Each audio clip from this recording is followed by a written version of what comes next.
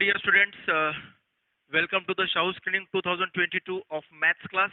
आणि आपण डिस्कस करतोय चॅप्टर अरिथमेटिक प्रोग्रेशन्स अँड प्रिव्हियस क्लासमध्ये आपण 2 डिजिट नंबर 3 डिजिट नंबर जे की एपी मध्ये फॉर्म करतात अशा डिजिटच्या नंबरचा अशा नॅचरल नंबरचा आपण सम फाइंड आउट करतोय जसे की आपण मागच्या एक्झाम्पल्स मध्ये सॉल्व्ह केलेले आहे. ठीक आहे स्टुडंट्स.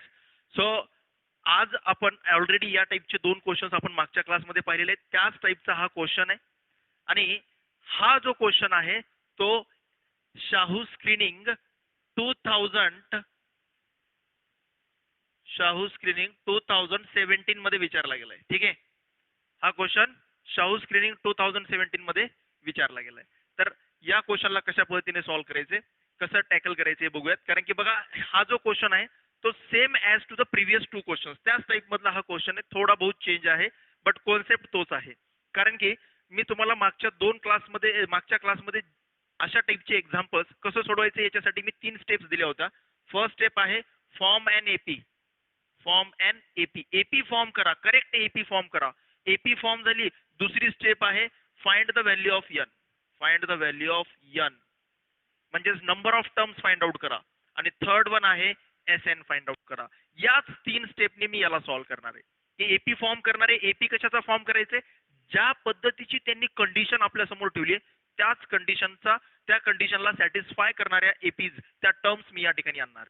ठीक आहे. सो या ठिकाणी काय सांगितलं मग त्यांनी की असे नॅचरल नंबर्स जे 4 नी डिव्हिजिबल आहेत बट 8 नी नाही आहेत असे नॅचरल नंबर्सचा मला सम करायचे आणि ते नॅचरल नंबर्स मॅक्सिमम 1000 पर्यंत असतील. नॉट एक्सिडिंग 1000 म्हटलंय. ठीक आहे, म्हणजे 1000 पेक्षा ग्रेटर नंबर्स नको आहेत आपल्याला, 1000 पेक्षा स्मॉलर नंबर्सच घ्यायचे आणि 1000 सुद्धा त्याच्यामध्ये इन्क्लूड आहे. ठीक आहे, 1000 सुद्धा त्यामध्ये इन्क्लूड आहे. सो म्हणजेच आपल्याला 1 पासून 1000 पर्यंतचे असे नंबर्स, कारण की नॅचरल नंबर्स म्हटले सो नॅचरल नंबर 1 पासून स्टार्ट होतात. सो 1 पासून 1000 पर्यंतचे नॅचरल नंबर्स असे नंबर जे 4 नी डिव्हिजिबल आहेत बट 8 नी नाही आहेत. ठीक आहे, तर मग मी अगोदर काय करेन, 4 नी डिव्हिजिबल असणारे नंबर्स काढूयात आपण. So natural numbers divisible by 4. Okay, ते मी अगोदर त्यांची एक एपी फॉर्म होईल ती अगोदर मी या ठिकाणी काढून घेतो. Natural numbers divisible by 4. ठीक आहे, कोणते कोणते येतील, 4, 8, 12, 16. 4चा टेबल चालू होईल. ठीक आहे, याच 3 स्टेपनी मी सॉल्व्ह करणार आहे इथं सुद्धा. 16 सो ऑन अशा पद्धतीने चालत जातील. ठीक आहे, याची nth टर्म येईल 4n वगैरे वगैरे जे काय ते. So next natural numbers divisible by 8. या ठिकाणी नॅचरल नंबर जे 4 नी डिव्हिजिबल आहेत ते आहेत 4चा टेबल. बट आपल्याला मॅक्सिमम कुठपर्यंत घ्यायचे, हा नंबर 4 ने डिव्हिजिबल आहे. यस, हा नंबर 4 ने डिव्हिजिबल आहे. ठीक आहे, मग 1000 इथं पण येईल, 1000 इथं पण येईल. देन आता म्हणजे 4 पासून चालू होणार एपी 1000 पर्यंत, कारण की 1000 ला सुद्धा 4 ने डिवाइड जातो आणि 1000 सुद्धा इन्क्लूड करायचे आपल्याला. नॉट एक्सिडिंग 1000 म्हटले म्हणजे 1000 पेक्षा मोठा घ्यायचा नाहीये बट 1000 घेऊ शकतो आपण. Then natural number divisible by 8 नी डिव्हिजिबल असणारे natural numbers 8, 16, 24 and so on. 1000 ला सुद्धा 8 नी डिवाइड जातो. ठीक आहे, 1000 ला सुद्धा 8 नी डिवाइड जातो म्हणून 8च्या एपी मध्ये पण 1000 येतो. ठीक आहे, तर आपल्याला या ठिकाणी नॅचरल नंबर्स आपण काढून घेतले जे की 4 नी डिव्हिजिबल आहेत असे नॅचरल नंबर्स आणि जे 8 नी पण डिव्हिजिबल आहेत ते काढले. बट मला कसे नॅचरल नंबर्स पाहिजेत ते बघा. मला असे नॅचरल नंबर्स पाहिजेत जे 4 नी डिव्हिजिबल आहेत बट 8 नी नाही आहेत. आता 4 नी डिव्हिजिबल असणारे जेवढे पण नंबर्स आहेत त्याच्यामध्ये 8 नी डिव्हिजिबल असणारे नंबर असणारच. 4 नी डिव्हिजिबल असणारी जी काही टर्म्स आहेत ती एपी फॉर्म करतात. बघा, हे एपी आहे. ठीक आहे, आणि याच्यामध्ये 8 नी डिव्हिजिबल असणारे टर्म्स आहेतच, 8, 16. मग मला हे 8 नी डिव्हिजिबल असणारे टर्म्स नको आहेत. मग काय बनेल, सो रिक्वायर्ड एपी काय बनेल, रिक्वायर्ड एपी की ज्याच्यामध्ये असे टर्म्स असतील जे टर्म्स 4 नी डिव्हिजिबल आहेत, असे नॅचरल नंबर असतील जे 4 नी डिव्हिजिबल आहेत बट 8 नी नाही आहेत. असे टर्म्स कोणते असतील, तर रिक्वायर्ड एपी असेल 4 ही 4 नी डिव्हिजिबल आहे बट 8 नी नाही आहे, त्यामुळे 4 ही आपली रिक्वायर्ड एपी. 8 मी घेणार नाही. ठीक आहे, 8 मी घेणार नाही कारण की हा 4 नी डिव्हिजिबल आहे बट आणि 8 नी पण आहे बट आपल्याला 8 नी डिव्हिजिबल असणारे नको आहेत म्हणून मी 8 घेणार नाही. सो 4, 12, 16 घेणार नाही. परत 16 हा 8 नी डिव्हिजिबल आहे, मला 8 नी डिव्हिजिबल असणारे नको आहेत. सो 16 झाला. Then 20 20 and so on. आता लास्ट टर्म करणं इम्पॉर्टंट आहे. आता 1000 हा 4 ने डिव्हिजिबल आहे आणि 1000 हा 8 नी पण डिव्हिजिबल आहे, म्हणून मी 1000 घेईन का? नाही घेणार. 1000 मी बिलकुल घेणार नाही, कारण की 1000 हा 8 नी डिव्हिजिबल आहे आणि मला 8 नी डिव्हिजिबल असणारा नंबर नकोय. मग 1000च्या अगोदर 8 नी डिव्हिजिबल 4 नी डिव्हिजिबल असणारा नंबर 996. 996 हा नंबर 4 नी डिव्हिजिबल आहे. याच्या 1000 पेक्षा अगोदरचा 4 नी डिव्हिजिबल असणारा नंबर बट 8 नी डिव्हिजिबल नसणारा नंबर.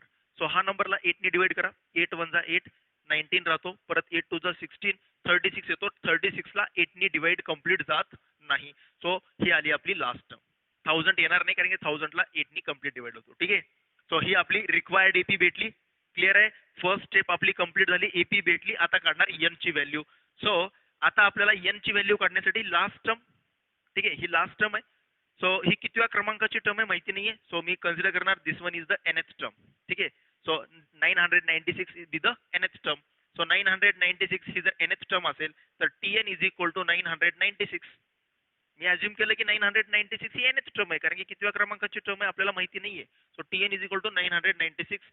सो Tn चा formula a plus n minus 1 into d is equal to 996. So आपल्या या AP ची फर्स्ट टर्म आहे 4 प्लस n मायनस 1, n माहिती नाहीये. डी किती आहे आपला? डी किती दिसतो या ठिकाणी? 8. Common difference 8. ही पण एक एपी फॉर्म झाली. Divisible by 4 and not by 8 ही एक एपी फॉर्म झाली. त्यामुळे मी एपी चा फॉर्म्युला लिहिला आणि कॉमन डिफरन्स आहे 8 चा, 996. So n minus 1 into 8 plus इकडे जाऊन मायनस होऊन जाईल 992. n minus 1 is equal to 992 divide by 8 मल्टिप्लायचा 8 इकडे जाऊन डिवाइड मध्ये 8 वन जा 8, 19 झाले. 8 टू जा 16, 8 टू जा 16, 3 आले 32, 128. So n is equal to 129. Sorry 8 8 two जा 16, 8 वन जा 8 राईट, 1 राहिला रिमेनिंग 19 झाला. 8 टू जा 16 रिमेनिंग राहिले 3, 32 म्हणजेच 8 4 जा 32, 124 येईल. 124. तर n minus 1 is equal to 124. तर n इज इक्वल टू 125. तर n ची व्हॅल्यू भेटली 125. आता ही झाली आपली सेकंड स्टेप पण कंप्लीट. आता राहिलं फक्त Sn काढणे. सो Sn मी या ठिकाणी काढतो. Sn is equal to n by 2 in bracket 2a plus n minus 1 into D. ठीक आहे. तर n आहे 125 अपॉन 2 इंटू 2 इंटू आपल्या एपी ची first term 4, n minus 1, n ची व्हॅल्यू 125 आहे. तर n मायनस 1 124 आणि डी आहे 8. Common difference 8. ठीक आहे. इथं वाटलं तर लिहून टाका. a इज इक्वल टू 4 आणि d इज इक्वल टू 8 भेटला हियर, या ठिकाणी हियर. ओके. क्लिअर आहे स्टुडंट? काही डाऊट असला नाही पाहिजे याच्यामध्ये इथपर्यंत. सो आता या ठिकाणी 125 अपॉन 2 इंटू 4 टू जा 8 आणि आतमध्ये येतोय 225 अपॉन 2 इंटू 900 1000 येतो एक्झॅक्टली. आणि इथे येणार 500 आणि 125 इंटू 500 किती येतो चेक करा. 5 5 जा 25 रिमेनिंग 2, 5 2 जा 10 प्लस 2 12 रिमेनिंग 1, 5 1 जा 5 प्लस 1 6 आणि पुढचे 2 0 ॲज इट इज. पुढचे 2 0 ॲज इट इज. ठीक आहे. अशा पद्धतीने हा आला आपला Sn थर्ड स्टेप. ठीक आहे. थर्ड स्टेप या ठिकाणी सेकंड वन. सो अगोदर एपी फॉर्म केली, ही फर्स्ट स्टेप. एपी फॉर्म केली. एपी फॉर्म केल्यानंतर ए आणि डी भेटला. देन सेकंड स्टेप एन ची व्हॅल्यू फाइंड आउट केली. देन Sn काढला 62500. That is option A. पहा हा क्वेश्चन शाहू स्क्रीनिंग मध्ये 2017 मध्ये विचारलेला आहे. एकदम सिंपल क्वेश्चन. ज्या टाईपचे मी मागचे 2 क्वेश्चन घेतले होते त्याच टाईपचा हा क्वेश्चन ऑलरेडी शाहू स्क्रीनिंग मध्ये विचारलेला आहे. ठीक आहे. जाऊयात नेक्स्ट क्वेश्चन कडे students.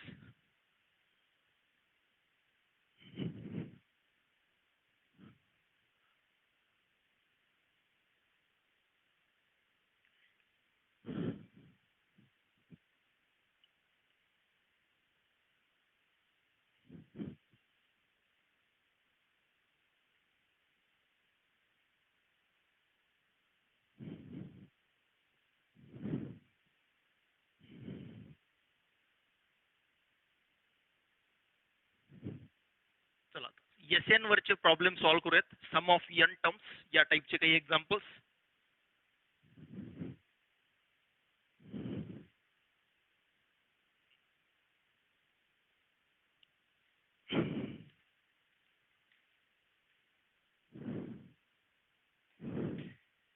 Sum of first five terms. Question.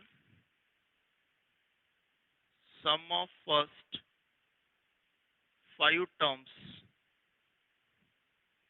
of an AP is one fourth of the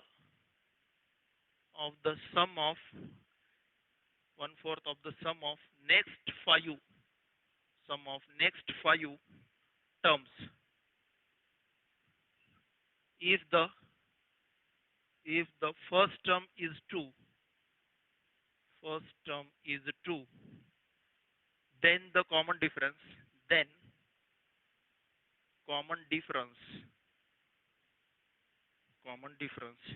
of the AP is option A 6, option B -6, option C 3, option D none. ठीक आहे, चला पाहूयात क्वेश्चन.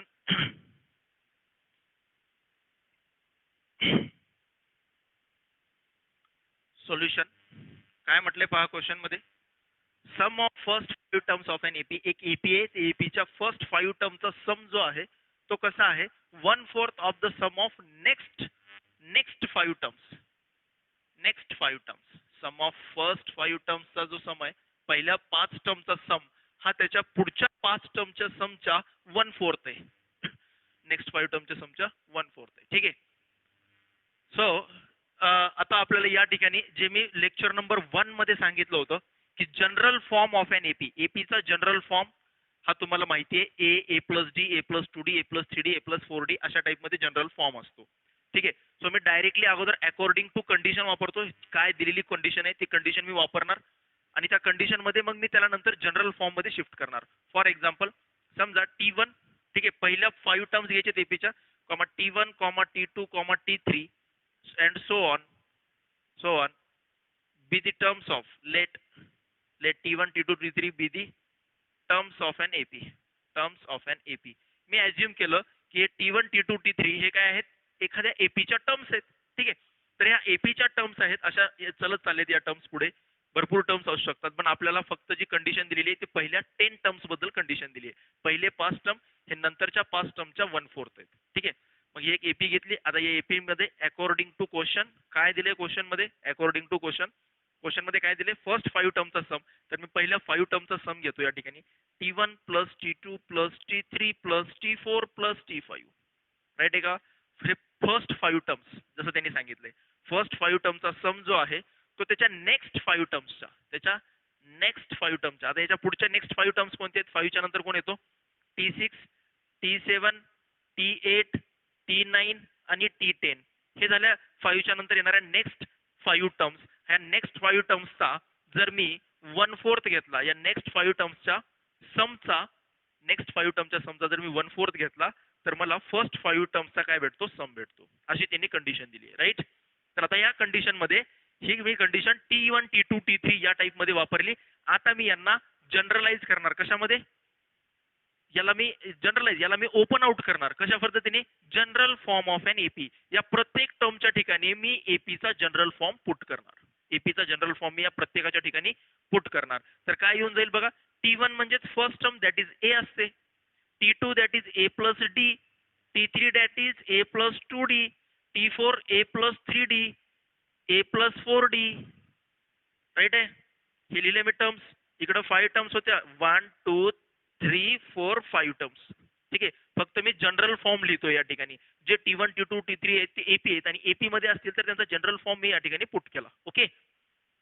1/4 ब्रॅकेट मध्ये परत तेच. T6 आहे, T6 म्हणजे general form मध्ये ए प्लस 5D, T7 ए प्लस 6D, ए प्लस 7D, ए प्लस 8D आणि ए प्लस 9D. राईट आहे का. एवढं मोठं आपल्याला हे इक्वेशन भेटत आहे या ठिकाणी. तर इथून आपल्याला हे जनरल फॉर्म पुट केले तर इथून आता आपल्याला एक ए आणि डी मध्ये एक इक्वेशन भेटेल आणि त्याला आपण पाहूयात काय येतं. हे 1 2 3 4 5 ए ची ऍडिशन किती टाइम्स होऊ लागली, 5 टाइम्स.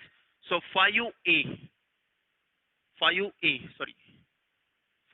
ए ची ऍडिशन 5 टाइम्स होऊ लागली. डी ची ऍडिशन किती टाइम्स होऊ लागली, डी आता डी बदललाय, d plus 2D 3D, 3D plus 3D 6D, 6D plus 4D 10D, so plus 10D 5A plus 10D हा आला लेफ्ट हँड साईडची ॲडिशन.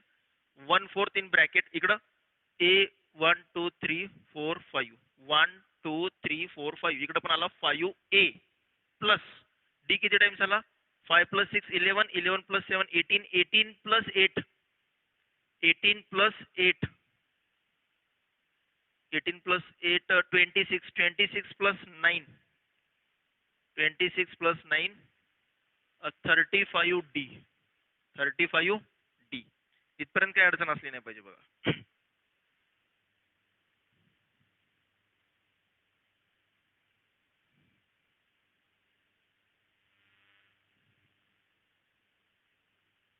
क्लिअर आहे स्टुडंट, इथपर्यंत काही अडचण असली नाही पाहिजे. सो आता इकडून मी 5 कॉमन काढू शकतो. 5 कॉमन काढला ए plus 2D a plus 2D 5 हा ए प्लस 2D कॉमन काढला. इकडून काय कॉमन निघतो, इकडून सुद्धा 1/4 इंटू 5 कॉमन निघतो ए प्लस 7D 5 कॉमन काढला 5 7 35 70. तर हा 5 आणि हा 5 कॅन्सल होऊन जातो राईट. हा 5 आणि हा 5 कॅन्सल होऊन जातो.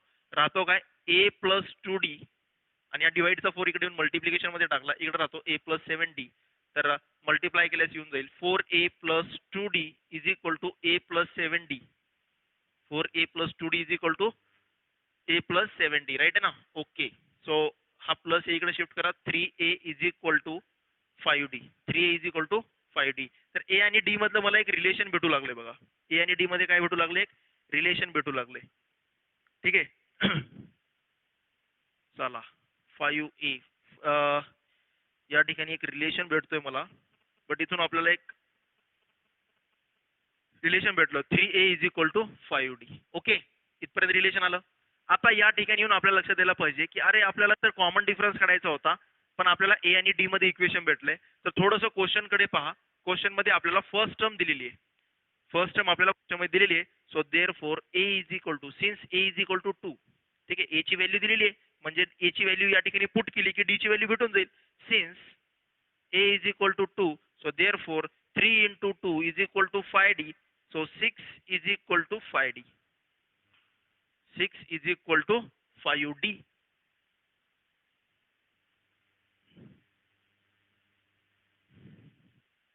Six is equal to 5D. तर या ठिकाणी 6/5 लागली डी ची व्हॅल्यू. काय झालं आपलं, हे तर करेक्ट आहे. A plus d a plus 2D 3D 4D. Okay, 5 6 7 8 9 9 plus 8 17 17 आणि 7 24 24 आणि 6 30 आणि 5 35 35D करेक्ट आहे. 5A पण करेक्ट आहे. 2 1 3 आणि 3 6 आणि 4 10 हे पण करेक्ट आहे. ए प्लस 2D कॉमन काढला, 5 कॉमन काढला तर ए प्लस 2D इकडून 5 कॉमन काढला ए प्लस 7D करेक्ट आहे. देन 5 5 कॅन्सल झाले दोन्ही साईडचे, डिवाइडचा 4. हा या ठिकाणी बघा, या ठिकाणी मिस झाला आपला 4 into A 4A 4 into 2 that is 8D येतं या ठिकाणी. 4 2 जा 8D, दोघांना मल्टिप्लाय करायचं, मी एकालाच मल्टिप्लाय केलं राईट 8D. सो भेटून जाईल आता मग याच्या पुढे.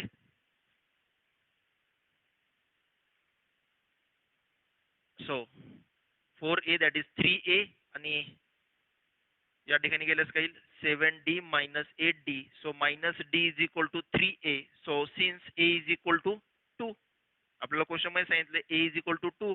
So 3 into 2 is equal to minus d. So d is equal to -6. D ची व्हॅल्यू काय भेटेल -6. ऑप्शन बी, डी ची व्हॅल्यू -6 भेटेल. फक्त मी काय केलं, जी दिलेली कंडिशन आहे ती कंडिशन अप्लाय केली, जनरल फॉर्म वापरला. जनरल फॉर्म वापरल्यानंतर ऍडिशन करून त्यांचं जे काही इक्वेशन बनलं त्या इक्वेशनला सॉल्व्ह केलं. सॉल्व्ह केल्यानंतर या इक्वेशन मध्ये 2 व्हेरिएबल्स होते ए आणि डी. तर आपल्याला ए आणि डी मधलं एक रिलेशन भेटलं, एक इक्वेशन भेटलं. त्या ए आणि डी मध्ये जे काही इक्वेशन भेटलेलं आहे तुम्हाला एक, त्या ए आणि डी मधल्या इक्वेशन पैकी ए ची व्हॅल्यू आपल्याला क्वेश्चन मध्ये दिलेली आहे की ए ची व्हॅल्यू म्हणजे फर्स्ट टर्म जी आहे ती 2 आहे म्हणून सांगितलं. तर ए ची व्हॅल्यू 2 पुट केली की आपल्याला डी ची व्हॅल्यू भेटली. ठीक आहे, so option B is correct. Clear आहे स्टुडंट. जाऊयात नेक्स्ट क्वेश्चन कडे.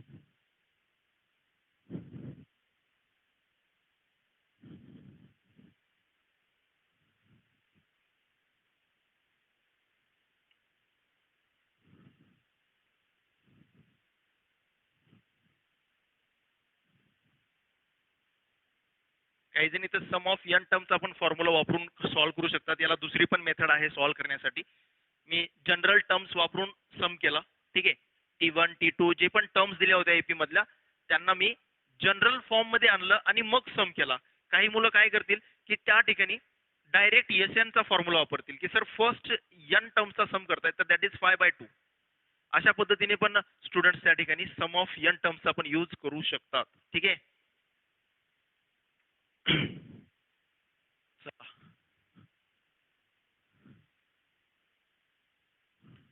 Next question.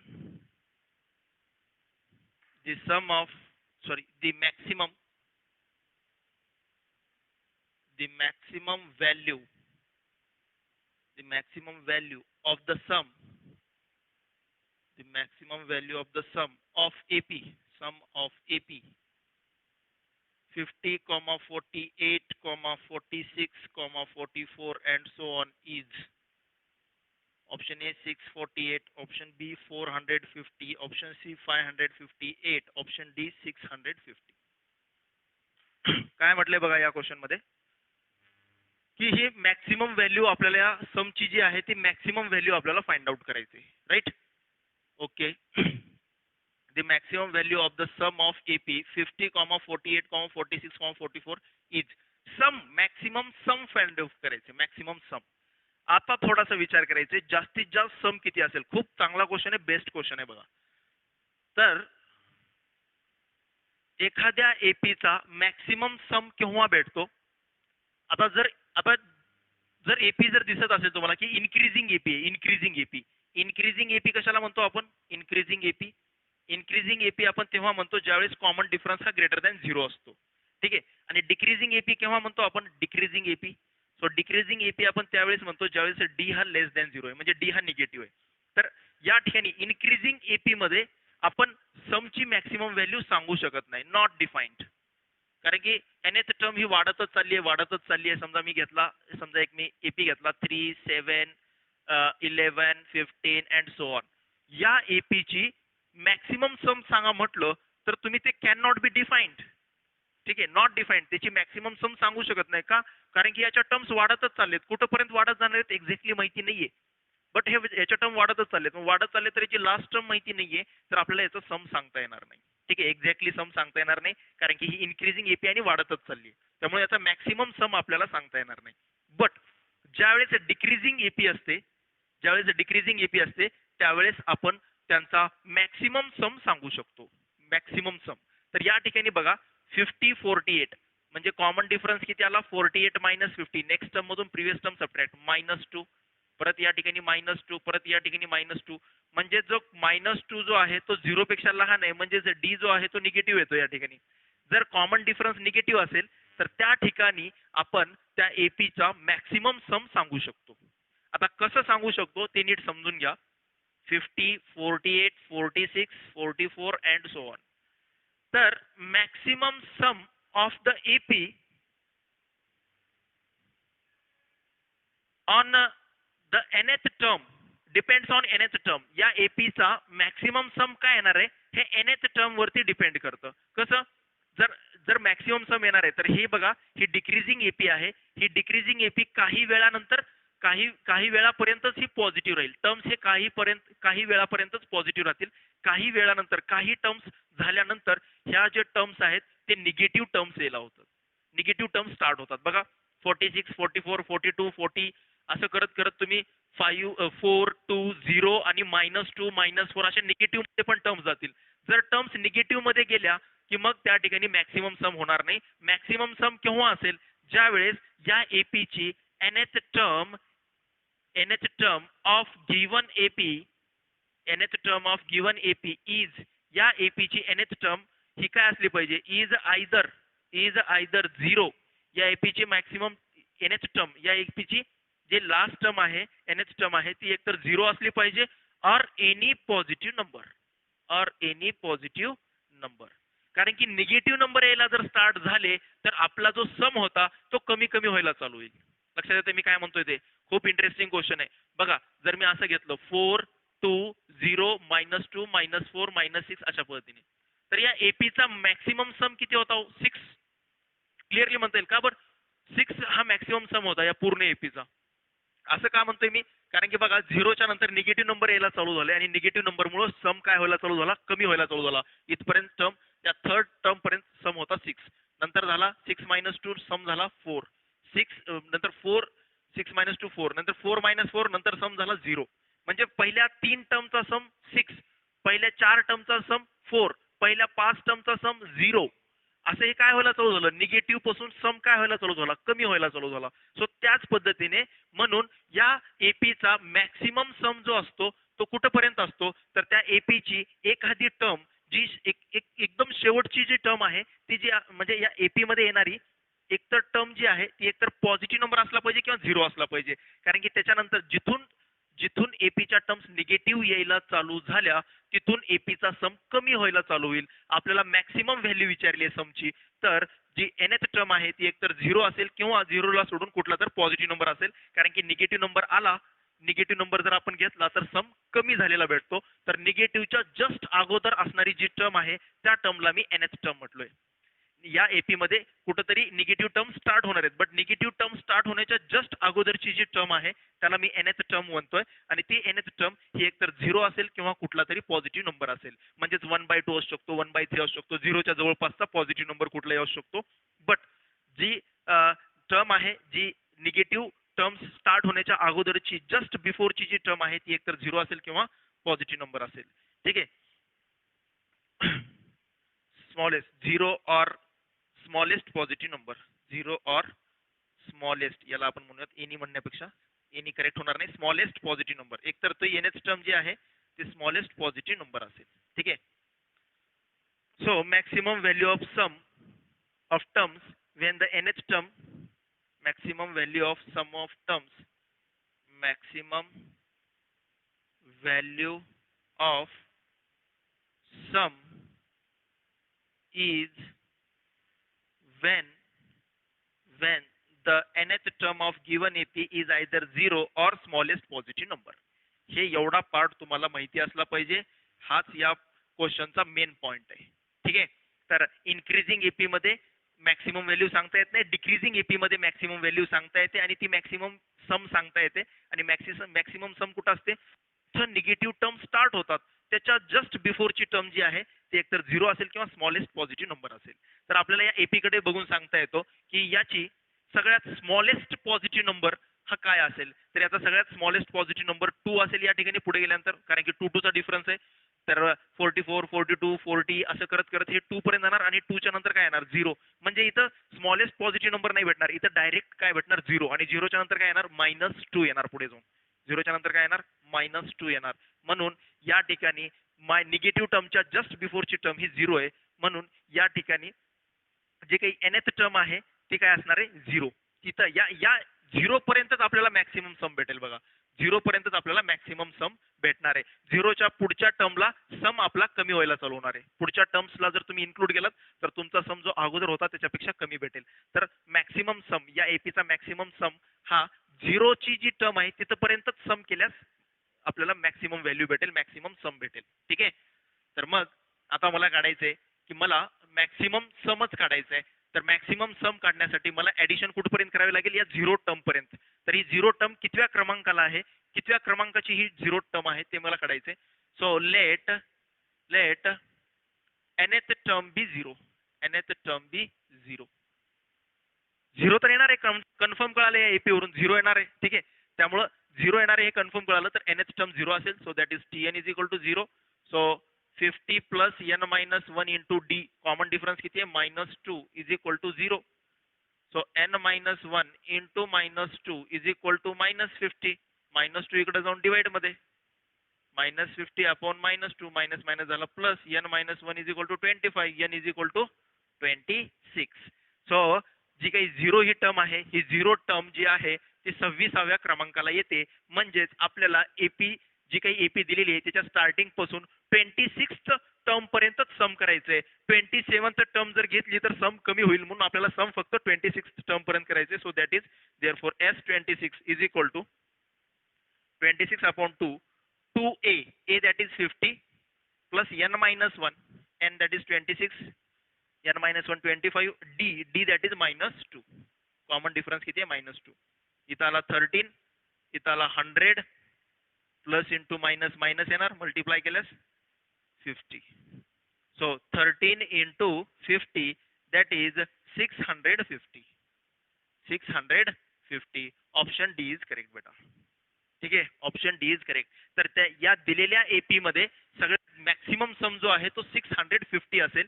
त्याच्यापेक्षा मॅक्सिमम सम येणार नाही, कारण की झिरोच्या पुढची टर्म घेतली की इथपर्यंत सम होता 650.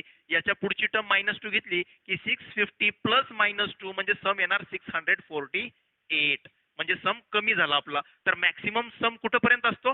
अशा टर्म पर्यंत जी टर्म ही सर्वात स्मॉलेस्ट पॉझिटिव्ह नंबर असेल, स्मॉलेस्ट पॉझिटिव्ह नंबर असेल किंवा 0 असेल.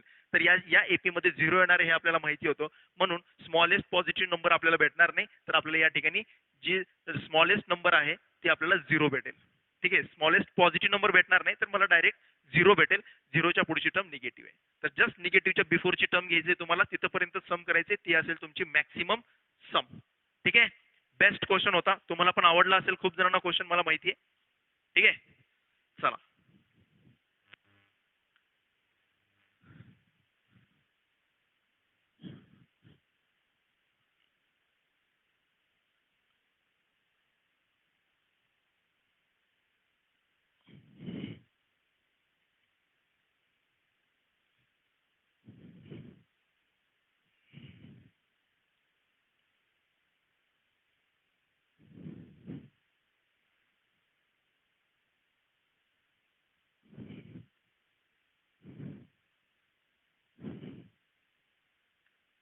Question: the sum of the first 24 terms of the AP A1, A2, A3 and so on, if it is known that A1 plus A5 plus A10 plus A15 plus A20 plus A24, right, is equal to 225 is 1800 1350. Option C 900. Option D none of these. Generally काय असतं की ज्यावेळेस terms बद्दल question विचारतात तर आपल्याला 2 equation दिलेले असतात असे, आणि 2 इक्वेशनला सॉल्व्ह करून आपल्याला असे एपीच्या कंडिशन जे आहेत गिवन कंडिशन, या गिवन कंडिशन जनरली 2 दिलेल्या असतात. कारण की 2 टर्म्स दिलेले असतील किंवा 2 कंडिशन दिलेले असतील तर त्या 2 कंडिशनवरून 2 इक्वेशन्स मिळवणार, आणि त्या 2 इक्वेशनला सायमल्टेनियसली सॉल्व्ह करून एलिमिनेशन मेथडने वगैरे सॉल्व्ह करून आपण त्या दोन्ही व्हेरिएबलचे व्हॅल्यू काढू शकतो. बट या ठिकाणी या क्वेश्चन मध्ये आपल्याला एकच इक्वेशन दिलंय आणि एकाच इक्वेशनवरून आपल्याला सम ऑफ 24 टर्म्स विचारलाय. काय विचारलाय? सम ऑफ 24 टर्म्स. तर पाहूयात एकच इक्वेशन वरून हा आन्सर कसं काढणार. ठीक आहे, तर वेगळं काही नाहीये. आता थोड्या वेळाखाली जे आपण केलं होतं की या टर्म्स आहेत एपी मधल्या, या टर्म्स आहेत, तर या टर्म्सला तुम्ही जनरल फॉर्म मध्ये आणा. ठीक आहे, या एपीच्या टर्म्स जे आहेत त्या प्रत्येक टर्म्सला आपण फॉर्म्युला वापरून त्याला जनरल फॉर्म मध्ये आणू शकतो. A1 दॅट इज A1 ला A1 ॲज इट इज. ठीक आहे, A1 ला A1 ॲज इट इज, कारण की A1 ही आपल्या एपीची फर्स्ट टर्म आहे. A5 ला मी काय लिहू शकतो? A5 ला A1 प्लस 4D, राईट आहे का? NH टर्मचा फॉर्म्युला, जनरल फॉर्म म्हणा किंवा NH टर्मचा फॉर्म्युला वापरला. A5 ला मी शकतो A1 प्लस 4D. A10 ला मी काय लिहू शकतो? A1 plus 9D. A15 ला A1 plus 14D plus A20 ला A1 plus 19D plus A24 ला A1 plus 23D is equal to 225. Clear आहे? इथपर्यंत काय अडचण असली नाही पाहिजे. मी फक्त NH टर्मचा फॉर्म्युला वापरला किंवा जनरल टर्म्स ज्या होत्या त्या मी पुट केल्या प्रत्येक टर्मच्या ठिकाणी. आता या ठिकाणी A1 भरपूर वेळ दिसतोय, तर A1 ची ऍडिशन करूयात. A1. इथून पण तुम्हाला कळतं प्रॅक्टिस झाल्यानंतर की बाबा या ठिकाणी 1 2 3 4 5 6 टर्म्स दिलेले आहेत, वेगवेगळ्या 6 टर्म्स दिलेले आहेत, आणि या 6 टर्म्सच्या प्रत्येक फॉर्म्युल्यामध्ये A1 येणार आहे. म्हणजे 6 वेळेस 6 टाइम्स फॉर्म्युले वापरले तर 6 टाइम्स मध्ये A1 येणार आहे. म्हणजे A1 6 टाइम्स येतोय, म्हणजे 6 इंटू A1.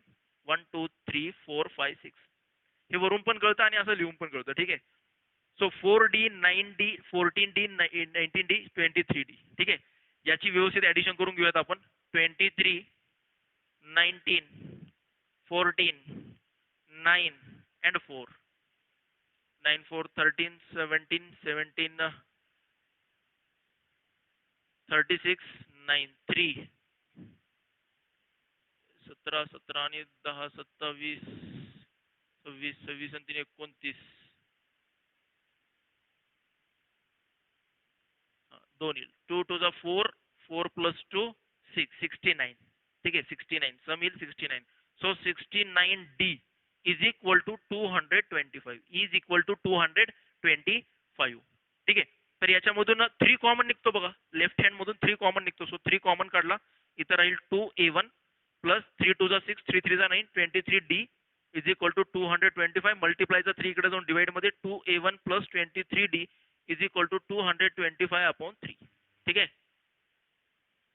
चला या ठिकाणी भेटून जाईल 2A1 plus 23D is equal to 3 7 जा 21 3 7 जा 21 रिमेनिंग 115 3 5 जा 15. तर हे भेटलं आपल्याला एक इक्वेशन. A1 फर्स्ट टर्म आणि कॉमन डिफरन्स मध्ये एकच इक्वेशन भेटलं होतं. मी म्हटलं होतं आपल्याला नेहमी काय करतात की दोन अशा कंडिशन दिलेल्या असतात, एका कंडिशनवरून एक इक्वेशन भेटतं. तर इथे एक कंडिशन दिली तर एकच इक्वेशन भेटलं आपल्याला.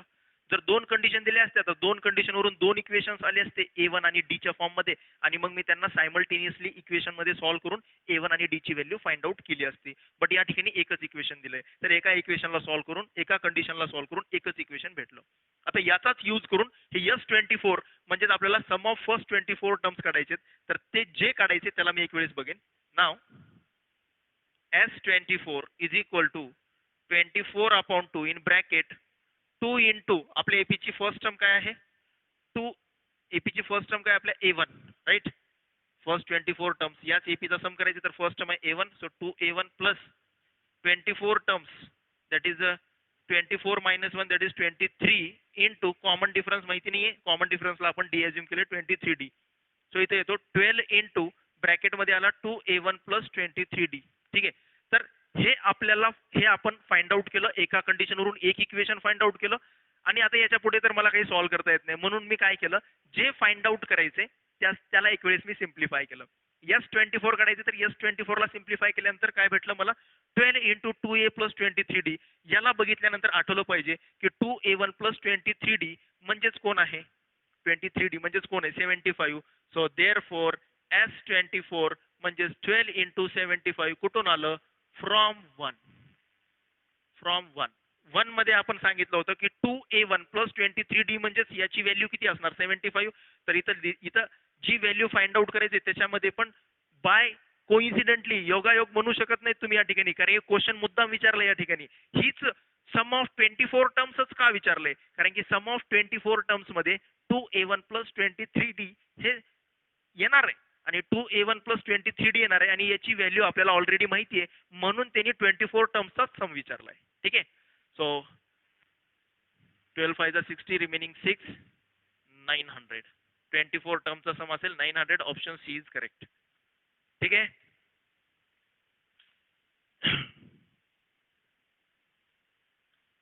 चलो नेक्स्ट क्वेश्चन. काय अडचण असली नाही पाहिजे. सम ऑफ 24 टर्म्स किती असेल आणि 24 टर्म्सच का विचारले दॅट इज इम्पॉर्टंट. ठीक आहे स्टुडंट्स, चला जाऊयात नेक्स्ट एक लास्ट क्वेश्चन कडे आणखीन एका.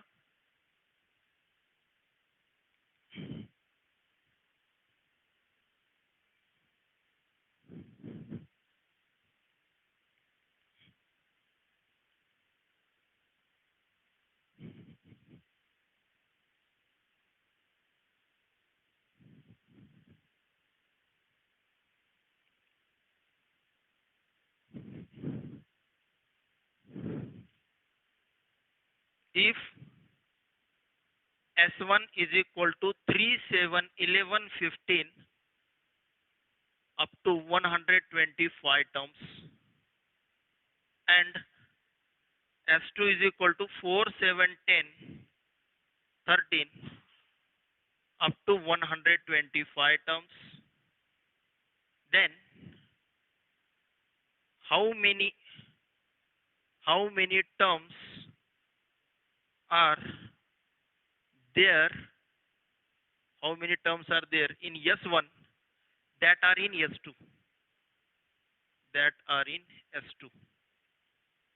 Option A 29, option B 30, option C 31, option D 32. Okay, चला काय म्हणतोय बघा सोल्युशन. क्वेश्चन काय म्हणतोय, S1 ही एक एपी दिली बघा, एपी दिसते आपल्याला, दिलेले आहे म्हणून तर त्यांनी सांगितलेलं नाहीये, बट आपल्याला ओळखत आलं पाहिजे.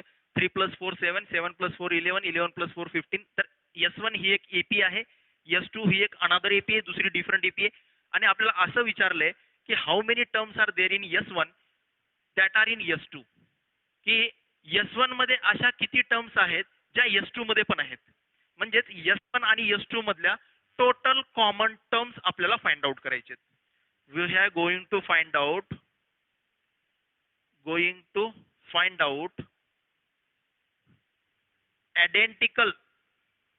identical terms in both the given APs. ठीक आहे, अशा किती टर्म्स आहेत S1 मध्ये ज्या S2 मध्ये पण आहेत. म्हणजे S1 आणि S2 मध्ये कॉमन असणाऱ्या टर्म्स फाइंड आउट करायचे किंवा S1 आणि S2 मध्ये आयडेंटिकल टर्म्स आपल्याला फाइंड आउट करायचे. सो मग मी या ठिकाणी आपल्याला S1 आणि S2 मध्ये टोटल S1 मध्ये जेवढ्या टर्म्स आहेत कॉमन, जेवढे S1 मध्ये असे नंबर जे S2 मध्ये पण आहेत. आता असे कॉमन नंबर्स किती आहेत, दोन्ही एपी मध्ये लाय करणारे कॉमन टर्म्स किती आहेत हे आपल्याला माहिती नाहीये. मी त्याला अज्युम करतो. Let the R terms be in common, be identical in both APs. या दोन्ही एपी मध्ये समजा आर टर्म्स आयडेंटिकल आहेत. या दोन्ही एपी मध्ये किती, 7 बघा, पहिला आयडेंटिकल भेटला 7, दुसरा आयडेंटिकल भेटेल 19. असंच पुढे चेक करत जा, अशा किती आयडेंटिकल टर्म्स भेटतील या दोन्ही टर्म्स मध्ये, असा क्वेश्चन विचारलाय. तर दोन्ही मध्ये कॉमन असणाऱ्या टोटल आर टर्म्स समजा आयडेंटिकल आहेत. मी अज्युम केलं आर टर्म्स आयडेंटिकल आहेत. सो मग R terms are identical in this and जे पण कॉमन टर्म्स आहेत, सो जे पण कॉमन टर्म्स आहेत, सो रिक्वायर्ड एपी, त्याची एपी फॉर्म होईल बघा. रिक्वायर्ड टर्म्स म्हणूयात आपण, एपी म्हणण्यापेक्षा रिक्वायर्ड टर्म्स काय भेटतील आपल्याला. रिक्वायर्ड टर्म्स, पहिली कॉमन टर्म 7 दिसतोय, दुसरी कॉमन टर्म काय येईल 19. बघा बरं, इथं 15 च्या नंतर इथं 19 येणार आहे आणि इथं 3 चा डिफरन्स आहे. 4 + 3 7, 7 + 3 13, 13 च्या नंतर 16 येईल, 16 च्या नंतर पुढे कुठेतरी 19 येणार आहे. सो 17 19 अशा पद्धतीने हे वाढत जाणार आहे. तर common difference as it is राहील. पुढे तुम्ही चेक करून बघू शकता. तर इथे कितीचा डिफरन्स होता, 12 चा. इथे कितीचा डिफरन्स होता, 7 12 चा डिफरन्स होता. याच्या पुढे पण 12 चा डिफरन्स टाका, तर तुम्हाला अशा पद्धतीने या ठिकाणी एक एपी भेटून जाईल.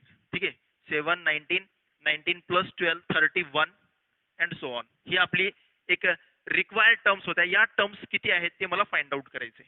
ठीक आहे सर, तुम्हाला आता प्रश्न पडेल की सर 7 मधून 19 गेल्यानंतर 7 च्या नंतर 19च येणार आहे, कॉमन डिफरन्स 12च असणार आहे, हे कुठून कळालं तुम्हाला.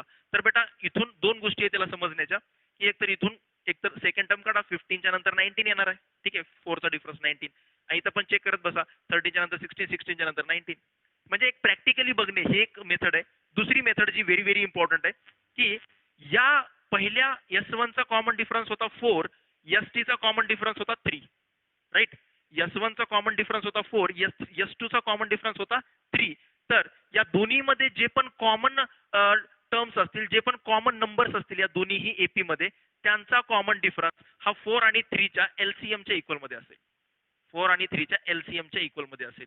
तर या दोन्हीही एपी मधले असे नंबर्स जे कॉमन नंबर्स आहेत दोन्हीमध्ये, तर ते असे नंबर्स असतील जे या दोन्हीच्या पण जे काही कॉमन डिफरन्स आहेत त्यांच्या LCM च्या इक्वल मध्ये असेल. तर या दोन्हीमध्ये कॉमन येणारे जे टर्म्स आहेत त्यांचा जो कॉमन डिफरन्स असेल, कॉमन येणारे टर्म्स त्यांचा कॉमन डिफरन्स जो असेल तो पहिल्या एपीचा कॉमन डिफरन्स 4 आहे, दुसऱ्या एपीचा कॉमन डिफरन्स 3 आहे. म्हणून या कॉमन येणाऱ्या टर्मचा जो कॉमन डिफरन्स आहे त्या तो असेल 4 आणि 3 च्या LCM च्या इक्वल मध्ये, आणि 4 आणि 3 चा LCM 12 येतो, म्हणून यांचा पण कॉमन डिफरन्स 12 असेल. ठीक आहे, तर ही आपल्याला एपी भेटली, कॉमन डिफरन्सच भेटतो नेहमी. ठीक आहे, त्यांनी जी कंडिशन सांगितली त्या कंडिशनच्या अकॉर्डिंग मी टर्म्स काढल्या आणि हे आपल्याला बाय चान्स काय भेटले, एपी भेटली. काय भेटली, AP. So here A = 7, D = 12, right. So RH term काढूयात. आपण म्हटलं आयडेंटिकल टर्म्स किती आहेत, आर टर्म्स आहेत. आयडेंटिकल किती टर्म्स आहेत, R terms. So RH term काढूयात. So TR is equal to A plus R minus 1 into D. A that is 7, R minus 1 into D that is 12. 7 plus 12 R minus 12. So 12 R minus 5. ही भेटली आपल्याला TR. आरेथ term भेटली. जे common terms येणार आहेत त्यांची आरेथ term असेल 12 R minus 5. ठीक आहे. चला आता पुढे बघूयात. नाव आता या आरेथ टर्मला घेरायचंय. कसं घेरणार बघा. ही आरेथ टर्म जी आहे ती याच्यामध्ये पण असली पाहिजे, या फर्स्ट S1 मध्ये पण असली पाहिजे आणि S2 मध्ये पण असली पाहिजे. त्या मी घेरणार. याला मी कंबाईन कर म्हणजे याला मी पुढून मागून याची रेंज काढणार. याची अवकात किती आहे हे जास्तीत जास्त आरेथ टर्म ही कुठपर्यंत असू शकते याची रेंज काढणार मी. ठीक आहे. मुद्दाम हा अवकात हा शब्द मी वापरलेला आहे कारण की त्याच्यावरून लवकर कळतं की TR ची व्हॅल्यू कुठपर्यंत असू शकते, काय असू शकत नाही किंवा काय काय असू शकते याची रेंज काढण्यासाठी याला मी घेरणार. कसं घेरणार बघा. तर नाव याची मी लास्ट टर्म फाइंड आउट करेन. नाव 125th term of S1, 125th term of S1 is equal to S1 ची 125th टर्म काढतोय तर 3 plus 124 into D. D किती आहे 4. D किती आहे 4. लक्षात येतोय.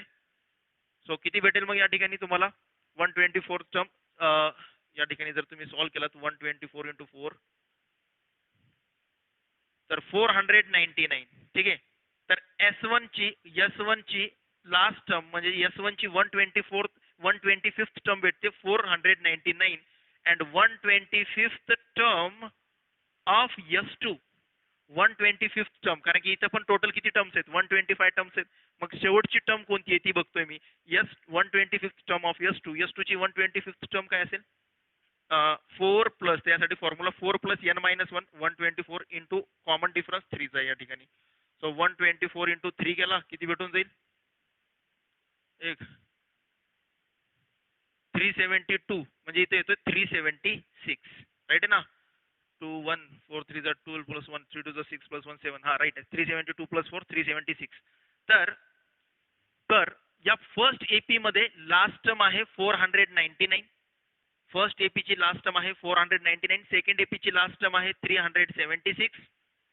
तर आता या ठिकाणी विचार करा जी पण आपली ही जी आरेथ टर्म आहे ही आरेथ टर्म ही 376 पेक्षा ग्रेटर असू शकत नाही कारण की 376 पेक्षा जर ग्रेटर नंबर घेतलात तर तो नंबर हा S2 मध्ये असणार नाही बट तो नंबर फक्त S1 मध्ये असेल. लक्षात येतंय. जर जो काही आयडेंटिकल टर्म आहे ही आपली आयडेंटिकल एपी या एपी मध्ये येणारी जी पण टर्म आहे ती टर्म या दोन्ही मध्ये पण असायला पाहिजे. बट 376 पेक्षा जर मोठा नंबर घेतलात तर तो मोठा नंबर फक्त S1 मध्ये असेल S2 मध्ये असणार नाही. बिकॉज S2 मध्ये 125 जे टर्म्स आहेत तर 125 सगळ्यात लास्टची टर्म ही 376 आहे. त्याच्या अगोदर सर्व त्या 376 पेक्षा लहानच नंबर्स आहेत. 376 पेक्षा मोठा नंबर येणार नाही कशामध्ये S2 एपी मध्ये S2. ठीक आहे. म्हणून ही जी आयडेंटिकल एपीची जी पण टर्म्स आहे ही टर्म्स दोन्ही एपी मध्ये असायला पाहिजेत. म्हणजेच ही आरेथ टर्म जी आहे ती एकतर 376 किंवा 376 पेक्षा लहान असेल. म्हणून TR म्हणून इथं मला लिहिता येईल therefore TR cannot be greater than TR cannot be greater than 376. ही काढली मी रेंज. या TR ला मी घेरलं. कसं घेरलं बघा इथूनच कळलं की TR ची व्हॅल्यू जी आहे याला मी घेरून सांगितलं की TR बाबा जास्तीत जास्त 376 असू शकतो त्याच्यापेक्षा पुढे जाऊ शकत नाही. TR ची अवकात जास्तीत जास्त 376 आहे त्याच्यापेक्षा मोठी असणार नाही कारण की 376 पेक्षा जर मोठा नंबर घेतला तर तो S2 मध्ये असणार नाही फक्त S1 मध्ये असेल आणि मग ते कॉमन टर्म्स होणार नाहीत आणि कॉमन टर्म्स नाही झाले तर ते याच्यामध्ये येऊ शकत नाहीत. म्हणून TR हा दोन्हीकडे आहे तर TR ची जी टर्म आहे ती 376 किंवा त्यापेक्षा लहान असेल. क्लिअर आहे. चला सो या ठिकाणी आता मी पुढचं सॉल्व्ह करेन. आता मी जे काही लिहिले हे ठीक आहे या ठिकाणी हे जे काही मी लिहिले याला मी आता मॅथमॅटिक्सच्या लँग्वेज मध्ये लिहितो. सो देअरफॉर इथंच लिहून टाकतो वाटलं तर TR हा कमीत कमी TR ची व्हॅल्यू जास्तीत जास्त 376 असेल किंवा त्याच्यापेक्षा कमी असेल. ही झाली मॅथमॅटिक्सची लँग्वेज. TR ची व्हॅल्यू ही काय असेल कमीत कमी 376 असेल. सॉरी TR ची व्हॅल्यू जास्तीत जास्त 376 असेल किंवा त्याच्यापेक्षा कमी असेल. म्हणून TR ची व्हॅल्यू इथंच ऑलरेडी काढून ठेवली आपण किती आहे 12R - 5 less than or equal to 376. कुठून आलं? फ्रॉम 1. फ्रॉम 1 याला 1 देऊन टाकतो. फ्रॉम 1 वरून TR च्या ठिकाणी काय लिहिलं? 12R - 5. ऑलरेडी RH टर्म काढली होती आपण. 12R less than or equal to 376 plus 5. ठीक आहे.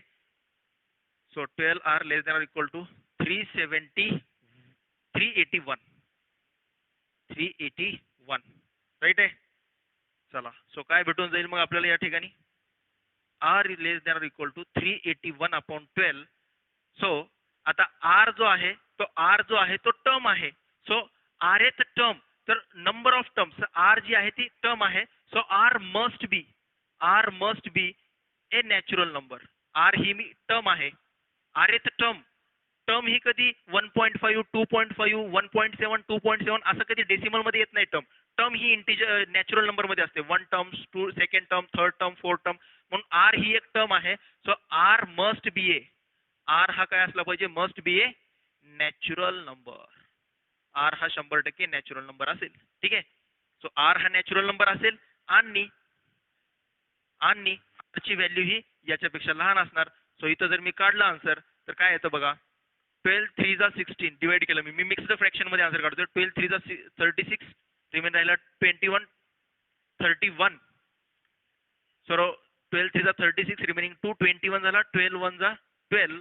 21 मधून 12 गेले 9 राहतो. 9/12.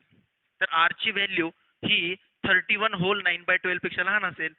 एक तर याच्या इक्वल मध्ये असेल किंवा याच्यापेक्षा लहान असेल. बट हा तर काय नॅचरल नंबर नाहीये, म्हणून ही व्हॅल्यू तर मी घेऊ शकत नाही. तर याच्यापेक्षा स्मॉल असणारा नॅचरल नंबर 31 होल 9/12 पेक्षा लहान असणारा, म्हणजेच हा जो नंबर आहे R less than 31 point something, 31 point काय येईल? 8 येईल समजा. 7 येईल. 31.7 आला. तर 31.7 याला जर सॉल्व्ह केला डेसिमल मध्ये तर हा 31.7 समथिंग येईल. बट R तर नॅचरल नंबरच असेल कारण की ते नंबर ऑफ टर्म्सला रिप्रेझेंट करतोय. म्हणून R ची व्हॅल्यू 31.7 तर असूच शकणार नाही. म्हणून इक्वल टू तर असणार नाही. म्हणून R ची व्हॅल्यू 31.7 असणार नाही. तर R ची व्हॅल्यू 31.7 पेक्षा लहान असेल. तर 31 पॉईंट पेक्षा लहान असणारा स्मॉलेस्ट नॅचरल नंबर 31 पॉईंट पेक्षा लहान असणारा स्मॉलेस्ट नॅचरल नंबर 31 आहे. 31 पॉइंट पेक्षा smallest natural number. So 31 is smallest natural number less than 31 whole 9/12. या नंबर पेक्षा हा नंबर इंटिजर नाहीये, हा नंबर नॅचरल नंबर नाहीये, म्हणून हा नंबर तर R ची व्हॅल्यू असू शकत नाही. म्हणून याच्यापेक्षा जस्ट लहान असणारा, कारण की R ची व्हॅल्यू एकतर याच्या इक्वल मध्ये असेल किंवा याच्यापेक्षा लहान असेल. तर ही व्हॅल्यू तर R ची असू शकत नाही कारण की R हा नॅचरल नंबर आहे. म्हणून R ची व्हॅल्यू याच्यापेक्षा जस्ट लहान असेल. याच्यापेक्षा जस्ट लहान येणारा natural number that is 31. So म्हणून R काय होते? आपले आयडेंटिकल टर्म्स होते. म्हणून दोन्हीमध्ये कॉमन असणारे टर्म्स असतील 31. दोन्हीमध्ये कॉमन टर्म्स असणारे किती असतील? 31. ठीक आहे स्टुडंट्स, आय होप की क्लिअर झाला असेल. खूप इम्पॉर्टंट आणि बेस्ट क्वेश्चन होता हा. अशा टाईपचे पण क्वेश्चन विचारू शकता. शाहू स्क्रीनिंग मध्ये व्यवस्थित समजून झालं असेल तुमचं. फक्त या ठिकाणी हे जे मी लिहिलं, ही जी मी रेंज काढली, इथून थोडंसं नवीन कॉन्सेप्ट तुम्हाला पाहायला भेटतात. या TR can not be greater than 376 हे कसं आलं हे समजून घेऊन त्याला मॅथमॅटिक्सच्या लँग्वेजमध्ये लिहिलं आणि तिथून मग फॉर्म्युला वगैरे टाकून हे थोडीशी इनइक्वेलिटी सॉल्व्ह केली आणि हा अर्थ समजून घेऊन तुम्हाला सॉल्व्ह करायचे. ठीक आहे students, so I hope so लक्षात आला असेल. भेटूयात नेक्स्ट क्लासमध्ये अशाच क्वेश्चन सोबत. Thank you so much.